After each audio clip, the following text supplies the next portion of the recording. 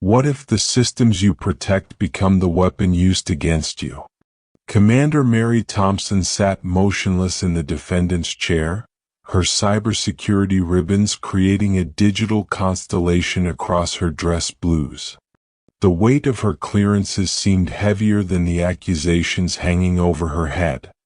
Judge Advocate General Marcus Sterling glared down at her from the bench, his voice dripping with contempt. "You're not some cyber warrior, Commander. You're just another hacker who got caught." The next words that left Thompson's lips would silence every intelligence officer in that Norfolk courtroom and trigger a classified response that reached the highest levels of the Pentagon. "From which secure facility are you accessing this classified briefing today? If this story reveals the hidden battles fought in cyberspace, consider how many digital ghosts guard our national secrets." The Naval Cyber Operations Command courtroom hummed with electronic presence. Lieutenant Commander Mary Thompson maintained perfect posture despite 3 years of classified investigations bearing down on her shoulders. Her cybersecurity warfare pin gleamed under harsh fluorescent lights, a reminder of battles fought in digital realms most people couldn't imagine. Her fingers rested motionless on the polished oak table. Occasionally, her right index finger traced a small scar on her left hand, the result of a server rack accident during an intense cyber defense operation in Eastern Europe. The court-martial had been underway for 2 days, each session revealing more layers of the digital labyrinth that led to this moment. Prosecution evidence flickered across secured monitors throughout the chamber. Lines of code scrolled in green monospace font, network diagrams mapping America's most sensitive systems, and digital forensic reports that painted Thompson as either patriot or traitor. The operation in question, codenamed Phantom Protocol, had involved a preemptive cyber strike against foreign intelligence assets that went catastrophically wrong when classified military algorithms were leaked to hostile actors. Captain Rebecca Harrison, a career Navy prosecutor with silver-streaked hair, stood at the center of the courtroom. Her uniform displayed cybersecurity credentials nearly matching Thompson's, though hers had been earned through administrative channels rather than digital trenches. She gestured to a technician who initiated playback of damning communications. "Override authorization required for Phantom Protocol deployment," came Thompson's voice through speakers, steady despite background chaos. "Negative, Commander. Deploy immediately. Target window closing in 60 seconds. Sir, the algorithms show civilian infrastructure overlap. Requesting immediate abort authorization." "That's a direct order, Commander. Deploy Phantom Protocol now." "With respect, sir, I cannot comply. Civilian systems will be compromised." The assembled officers shifted uncomfortably. In the front row sat Admiral Catherine Blackwood, her weathered face maintaining neutral expression that seemed out of place for what should have been straightforward disciplinary hearing. Her steel-gray eyes remained fixed on Thompson with intensity suggesting deeper currents beneath the surface. Major David Chin, Thompson's defense counsel, rose to object. His dark hair was regulation perfect, his uniform bearing cybersecurity specialist's insignia marking him as one of the few attorneys qualified to handle classified digital warfare cases. The defense maintains that Commander Thompson acted within established cyber warfare protocols when faced with actionable intelligence regarding civilian infrastructure vulnerability. Cyber warfare protocols do not supersede direct orders during active digital operations, interrupted Sterling from his bench. His voice carried certainty of someone who'd spent his career in traditional military law, viewing cyber warfare through conventional warfare doctrine. "Your Honor, if I may," Chin continued undeterred. We request access to Commander Thompson's complete digital service record, including her assignments with Task Force Cypher. Her decision-making process can only be fully understood within context of her extensive cyber operations experience. Sterling's eyes narrowed. Request denied. Commander Thompson's previous digital assignments are not relevant to her refusal to deploy Phantom Protocol. This court will focus solely on the matter at hand. Thompson's expression remained unchanged, though something flickered in her dark eyes. From her position at defendant's table, she noticed a civilian contractor taking detailed notes on a hardened laptop. When their eyes met briefly, there was a flash of recognition, though Thompson couldn't place where she might have encountered the woman before. The first day concluded with testimony from Thompson's commanding officer, who described her as exceptional in most respects but noted a troubling pattern of questioning digital strike authorizations in recent months. As the courtroom cleared, Thompson watched Admiral Blackwood exchange encrypted messages with an unrecognized civilian before both exited through a side door marked SAF Access Only. Chin gathered his classified materials, frustration evident. "They're compartmentalizing us out, Commander. Without access to your full digital service record, it's difficult to establish context for your decision." "It wouldn't make a difference," Thompson replied quietly. "Some operations aren't in those records anyway." Chin gave her a curious look. "Care to elaborate?" "No." Thompson stood, adjusting her uniform. "Some digital ghost should stay buried, Major." The second day proceeded methodically, with technical experts testifying about operational parameters and threat assessments preceding Phantom Protocol. Thompson listened attentively, her trained eye catching inconsistencies in digital forensics that the court seemed determined to ignore. Only when a junior intelligence analyst mentioned potential civilian infrastructure overlap with moderate confidence, did she lean forward, eyes fixed on the young man as he admitted under cross-examination that this warning had been flagged in the pre-operation security briefing. By day 3, the atmosphere had shifted noticeably. Where there had been professional detachment, there was now palpable hostility directed toward Thompson. Word had spread through the cybersecurity community about the proceedings, and several new faces appeared in the gallery, senior officers whose presence seemed designed to send a message about loyalty and obedience in the digital age. Sterling began the day addressing pending motions with barely concealed irritation. The defense's request to call character witnesses from Commander Thompson's former cyber units is denied due to operational security concerns. Additionally, this court will accept into evidence the psychological evaluation conducted by Captain Morrison. Chin rose immediately. "Your Honor, that evaluation was conducted without proper notice to defense counsel, and the findings directly contradict Commander Thompson's regular psychological assessments over her 12-year career. The evaluation was ordered as part of this proceeding and is therefore admissible," Sterling stated firmly. "Captain Harrison, you may proceed." Harrison approached the bench with a classified tablet. "The prosecution calls Commander Mary Thompson to the stand." Thompson moved with fluid precision of someone comfortable navigating both physical and digital battlefields. She took the oath with unwavering eye contact and settled into the witness chair with the same perfect posture she'd maintained throughout proceedings.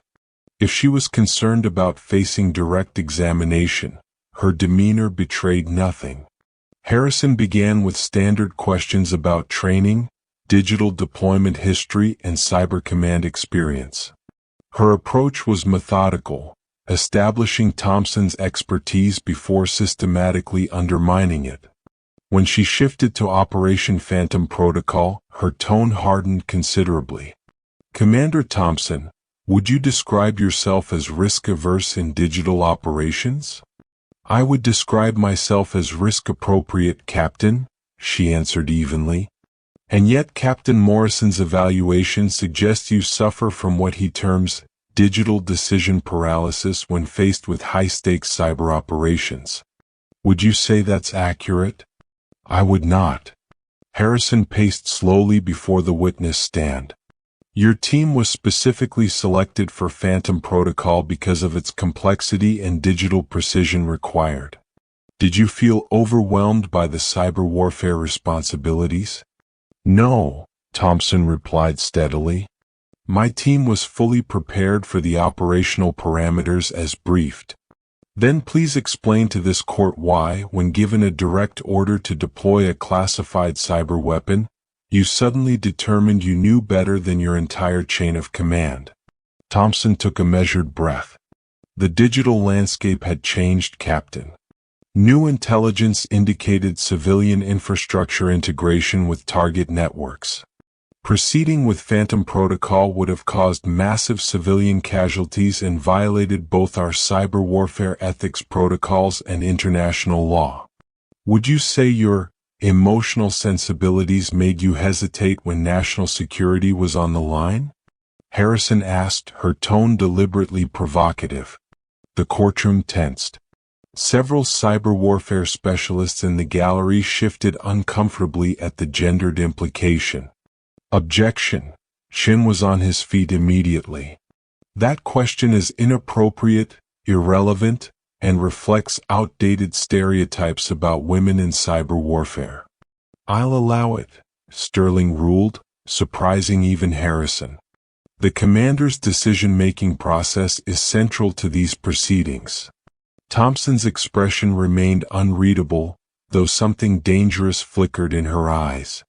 My sensibilities, Captain, have protected both military and civilian networks through 3 major cyber conflicts. My gender has never been relevant to my effectiveness in digital warfare, and it wasn't relevant that night. And yet you froze when decisive cyber action was required, Harrison pressed. I made a tactical decision based on new intelligence, Thompson replied firmly. That's not freezing, Captain. That's leading. The questioning continued for nearly 2 hours, growing increasingly personal and pointed.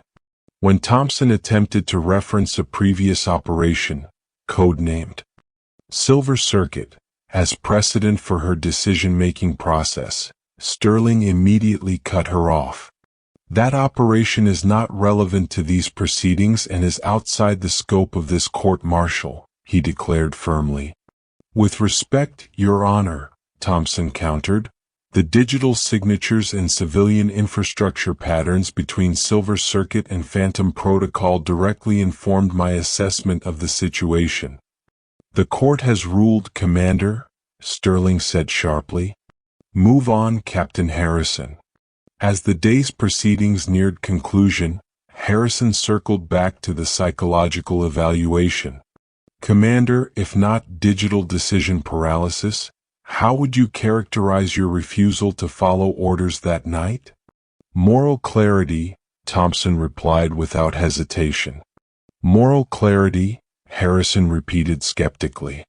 Above the strategic cyber objectives of your mission, above the orders of your superiors, above the operational security concerns that you were not privy to? Some digital lines shouldn't be crossed, Captain, regardless of who gives the order to cross them. As Thompson stepped down from the witness stand, Sterling looked directly at her, his expression one of barely concealed contempt. This court has seen nothing to suggest you are anything special, Commander, he stated for the record. You're not some cyber warrior savior. You're just another weak link in our digital defense chain. The gallery watched in uncomfortable silence. In the back row, a Pentagon contractor Thompson hadn't noticed before whispered urgently into what appeared to be an encrypted phone, her eyes fixed on the proceedings with professional intensity. As she returned to her seat beside Chin, Thompson noticed something she hadn't seen before. On Sterling's desk, partially obscured by case files, sat a classified tablet displaying a familiar logo in the corner, a digital cipher symbol she hadn't seen in years, one that shouldn't have been visible at all in this context. For the first time since the court-martial began, Mary Thompson felt something other than resigned determination. As recognition flashed across her features, she straightened her shoulders and met Sterling's gaze directly. The judge's expression flickered momentarily, uncertainty replacing condescension as he recognized that something fundamental had shifted in the dynamic between them. "Court is adjourned until 0900 tomorrow," Sterling announced, gathering his materials with unusual haste, "at which time this tribunal will render its verdict." As the courtroom cleared, Chin leaned close to his client. "What just happened? You look like you've seen a digital ghost." Thompson watched Sterling exit through his private door, the classified tablet tucked securely under his arm. "Not yet," she replied quietly. "But tomorrow everyone else will." Dawn broke over Naval Cyber Operations Command with clarity that belied the digital storms brewing beneath the surface. By 0800, the corridor outside Courtroom 3 had filled with officers and contractors who hadn't been present for previous proceedings. Encrypted conversations circulated among assembled personnel, discussions falling silent whenever Thompson or her counsel approached. Mary Thompson had arrived earlier than required, wearing her dress blues with meticulous precision. She sat alone in a secure anteroom, reviewing her official service record one final time, the sanitized version that omitted 3 years of her career under the simple designation, Special Cyber Assignment. When they entered the courtroom at precisely 0855, the transformation was immediately apparent. The gallery had filled with senior officers, intelligence officials, and contractors whose bearing marked them as more than casual observers. Admiral Blackwood sat in the front row again, but now accompanied by 2 stern-faced civilians whose scanning eyes and discreet earpieces marked them as digital security specialists. At 0900 sharp, Sterling entered and the courtroom rose. If he was surprised by the expanded audience, his expression didn't betray it, though his eyes lingered momentarily on the higher-ranking brass in attendance. "This court-martial is now in session," he announced, taking his seat. "Having reviewed the evidence and testimony, this court is prepared to render judgment in the matter of the United States Navy versus Lieutenant Commander Mary Thompson on charges of insubordination, dereliction of duty, and conduct unbecoming an officer in cyber warfare operations." Sterling shuffled papers before him, organizing his thoughts with deliberate precision. Before the verdict is read, military justice provides the defendant an opportunity for final statement. "Commander Thompson, do you wish to address this court?" Chin touched her client's arm lightly, a silent question, but Thompson had already made her decision. She stood, adjusting her uniform jacket, and moved toward the center of the courtroom with purpose. "Your Honor, I request permission to identify myself properly for the digital record." Sterling sighed impatiently. "Your name, rank, and cyber warfare credentials are already established, Commander." "Not all of them, sir," Thompson replied, her voice carrying a new edge. "May I approach?" Sterling gestured his consent and Thompson moved forward to the microphone position before the bench. For a moment she stood silently, her posture shifting subtly. Something predatory awakened in her bearing, a quality that had been carefully concealed throughout the proceedings until now. She leaned toward the microphone and spoke just above a whisper. "Ghost protocol." The reaction was immediate and electric. A colonel in the third row dropped his classified tablet, the metallic clatter cutting through sudden silence. The Pentagon contractor Thompson had noticed earlier stood abruptly, her hand moving instinctively toward her secure communication device. Admiral Blackwood's face drained of color, her composure cracking for the first time. Sterling, confused by the reaction rippling through his courtroom, frowned deeply. What did you say? Thompson repeated it, her voice stronger this time. Ghost Protocol. January 2019 through December 2021. Task Force Phantom. Classified Cyber Warfare Unit. The courtroom erupted in hushed, urgent conversations. Several officers were already on secured phones, speaking in clipped, coded phrases. Sterling banged his gavel repeatedly, demanding order in a courtroom rapidly slipping beyond his control. This court will have order, he insisted, raising his voice above controlled chaos. Whatever game you're playing, Commander? He was interrupted by a civilian in a dark suit who approached the bench with purposeful strides, a secured tablet in hand. The man leaned close to Sterling and spoke quietly, then handed him an encrypted communication device. Sterling's expression transformed in real time, confusion giving way to shock, then to something approaching fear as he listened to whoever was on the other end. This court will recess for 1 hour, he announced, his voice unsteady. All present will remain in the building under security protocols. As Sterling hastily exited through his chamber door, the courtroom dissolved into controlled chaos. Officers formed tight clusters, speaking in low tones while checking their secured devices.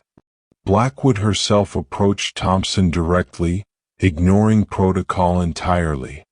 Instead of anger or indignation one might expect, there was something like reverence in her weathered eyes.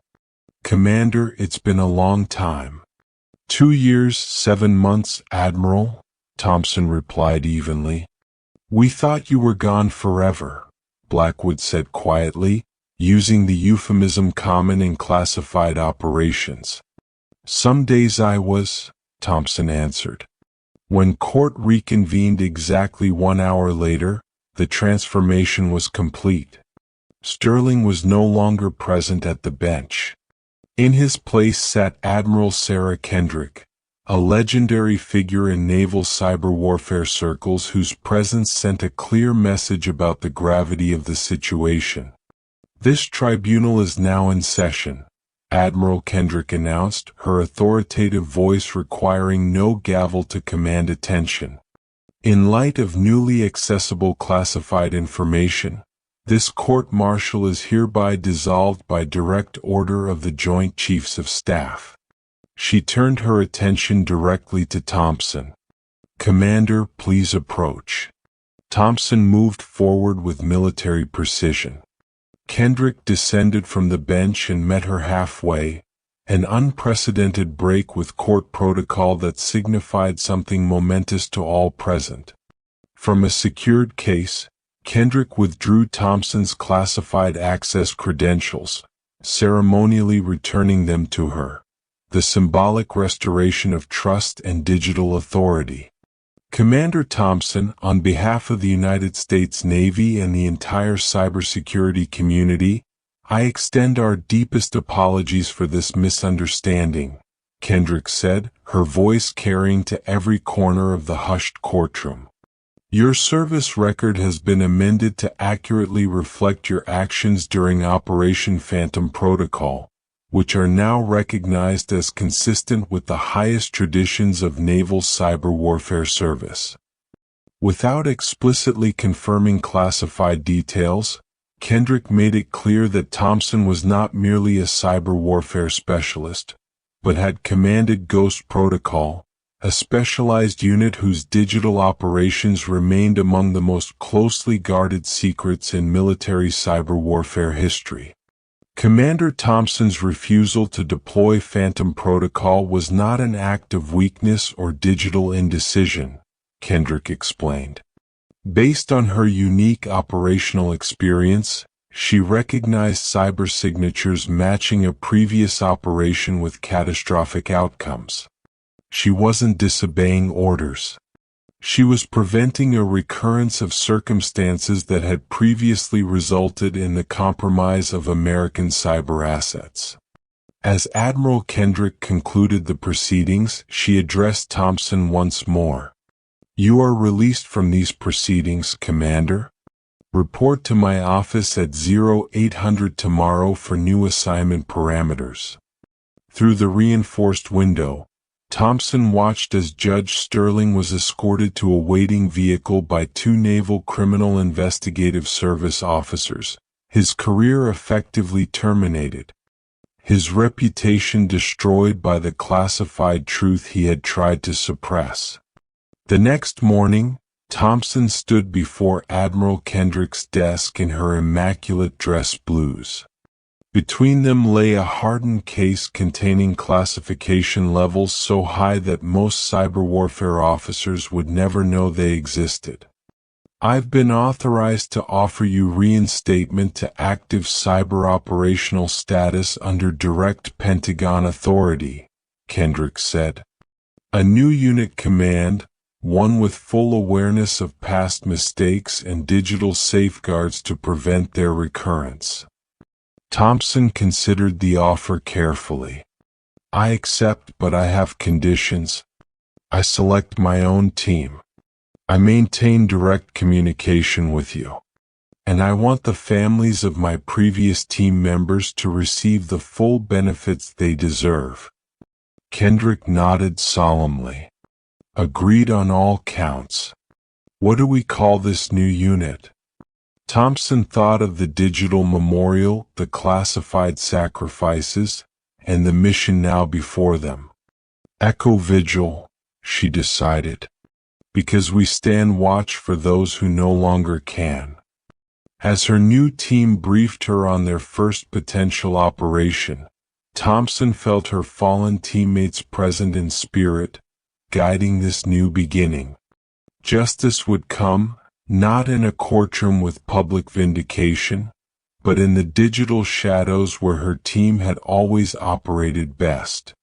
For Thompson and Echo Vigil, the mission was clear: honor the fallen by protecting the living and holding accountable those who had betrayed both. The ghost had returned with purpose, and the digital war was far from over.